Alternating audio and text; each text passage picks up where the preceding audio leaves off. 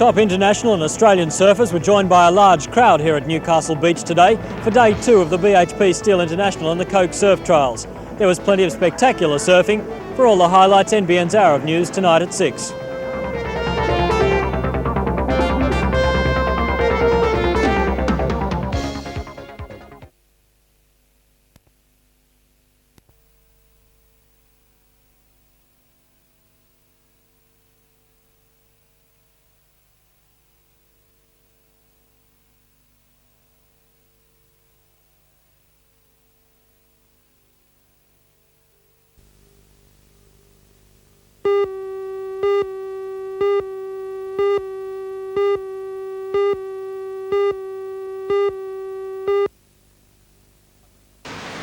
A recent government committee looked at the possibility of so-called second category licences for larger hotels and clubs, which could have included Newcastle's Great Northern.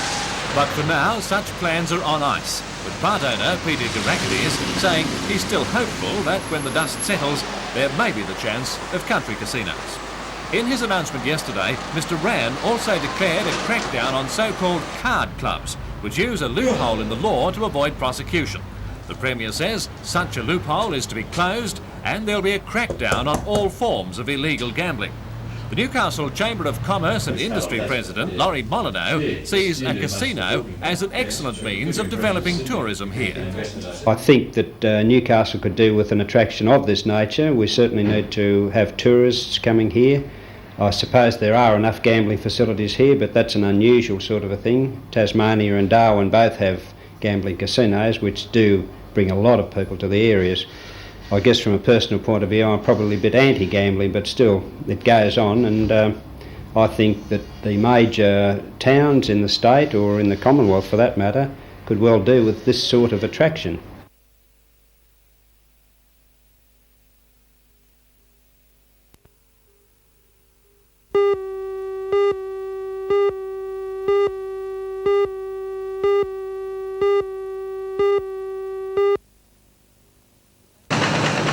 The Maitland Mercury, Cessnock Advocate, Muswellbrook Chronicle and the Dundalk Chronicle are just some of the papers involved in the takeover. The $95 million deal, which was settled in Melbourne this afternoon, involves $59.4 million in cash, as well as more than 6 million Herald and Weekly Times shares, valued at $6.50 each. The HWT already owns newspapers in Victoria, Queensland and South Australia, and according to its chief executive, John Darcy, the company is looking forward to extending its network for the first time into New South Wales. Mr Darcy said the Herald and Weekly Times jumped at the opportunity when it heard Kerry Packer's country and suburban newspapers were up for sale.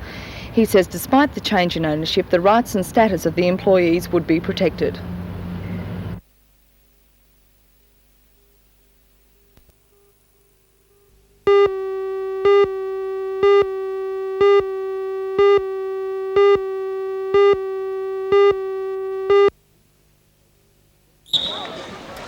These girls, aged between 13 and 17, are all from 2 Sydney teams, Metropolitan East and North Sydney. They made it through to the finals, and their performance today was under the scrutiny of state selectors, who were after 35 players for 2 New South Wales teams to play in the Australian Championship in Canberra next Easter. 4 Hunter girls also made it onto the squad, all from Newcastle: Kathy Starr, Kim Dunford, Chris Hunt and Cassandra Adams. In this game, the day went to Metropolitan East, which defeated North Sydney 7 goals to 3. Next week, the boys' squad will be determined at a competition in Albury.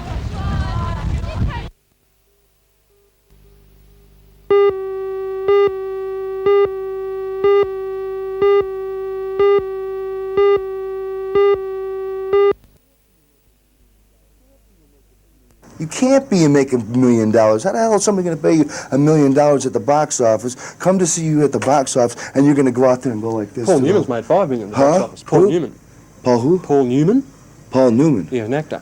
He doesn't get slammed on the floor every night. Obviously, it's just like I talk to reporters in Sydney. Obviously, they don't know what they're talking about. You're still, as far as politically and with newspapers and all your media, you're still 10 years behind the world. You are still 10 years behind. Frank Sinatra even told you people that. Well, are you leading the world, people like you? People like me? Yeah, are you the leaders of the world? Leaders of the world? No, I'm not a leader. I'm just making money. So, Adrian, you're saying you're totally serious and that there's no element of acting at all in your wrestling? Am I an actor? No. Are you acting now? I have a personality. I have a personality because I was raised in New York City. I have schooling of junior high school. I've made $300,000 for the last 2 years. I'm one of the top there is. I had to fight from the very bottom to the very top without kissing ass. ASS, period. You see what I mean? And it very irks me if somebody can say that I'm kidding when I have cartilage in both knees. I've had my nose busted at least 5 times. I have cartilage in this right here. I have chips in my vertebrae like this, and I am a faker. If you are a champion, you can do whatever you want in that ring. You can go up and clown all you want, but you got to have reflexes. You got to be just like this. You know what I mean? Okay. Like an amateur, I did that too. You know, you can't go against the joint. I'm not going to hurt you. Don't worry. No, I don't think you could. Don't be so. You don't think I could? No. Well, why are you so shaky then?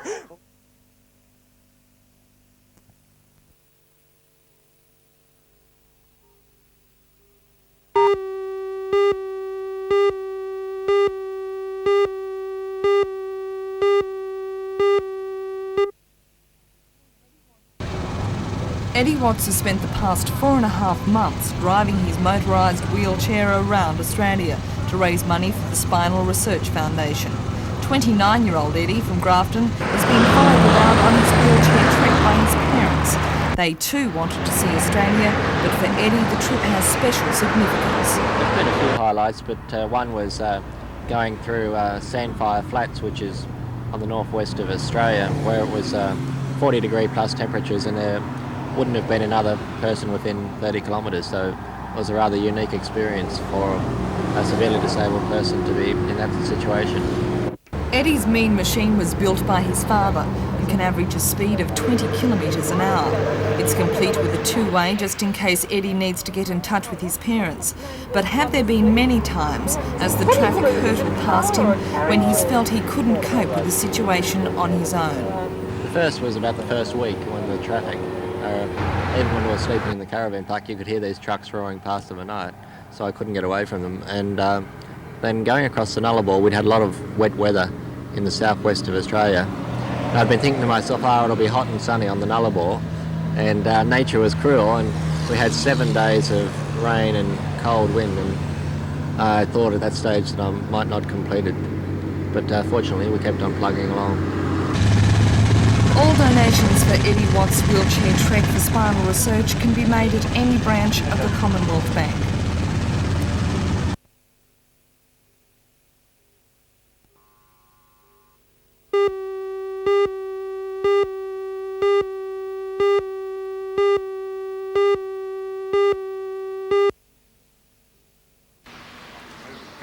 The Westcott Nursing Home and Hostel currently has 84 residents. Thanks to a $733,000 grant from the federal government, the home will receive a facelift. The Director of Nursing, Edith Van Oort. Very, very excited. Couldn't be more happy. I've been waiting for this and working for it, and I think Stockton needs it. Westcott has also taken an innovative step in caring for the elderly. After a 6-month wait, they've taken possession of a therapy dog. 18-month-old Kelly is a reject from the Royal Guide Dog Association's rigid training program. But as far as the residents of Westcott go, there's nothing second-rate about Kelly. The pedigreed Labrador has undergone extensive companion training in Sydney. Her presence is part of the plan to make Westcott as homely as possible. She has made a lot of difference to some of our residents. Some of our residents, especially one of our gentlemen, was extremely unhappy and unsettled. And the day since Kelly came, he's a different person. 100% difference.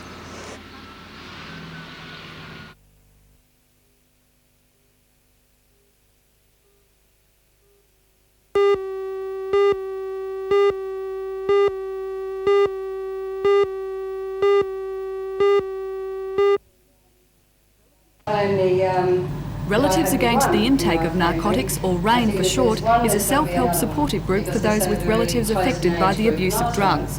Last night's inaugural meeting in Newcastle was addressed by a woman who lost her son as a result of heroin addiction. The tragedy prompted her to set up a RAIN organisation in Sydney. As well as providing support to its members, RAIN also lobbies to reduce the drug problem.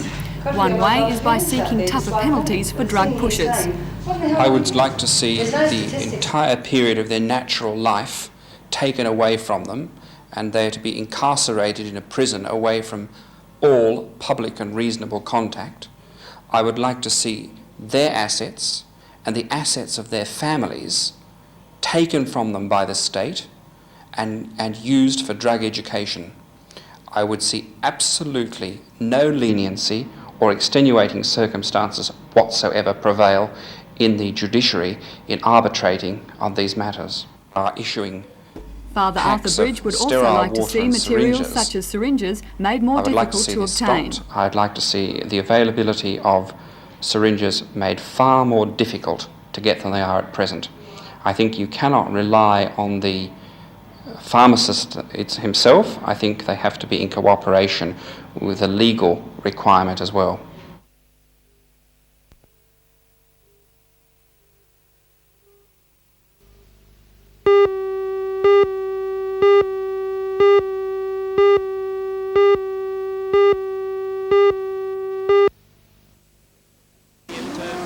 The meeting will feature solos, super sedans, Formula 500, stock cars and the Tetron Engineering Interstate Grand National Sedan Challenge.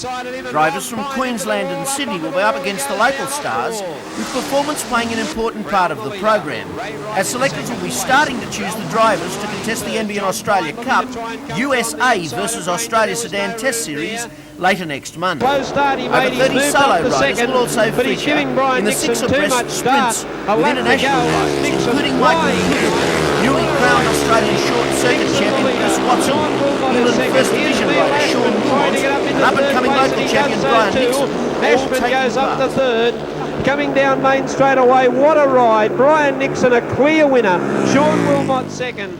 Ashman is third.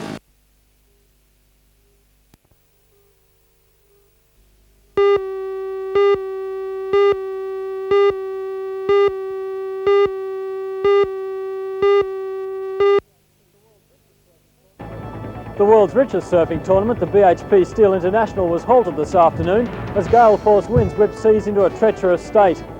The decision followed a morning of surprise eliminations and plenty of spectacular surfing action. For all the details, NBN's Hour of News tonight at 6.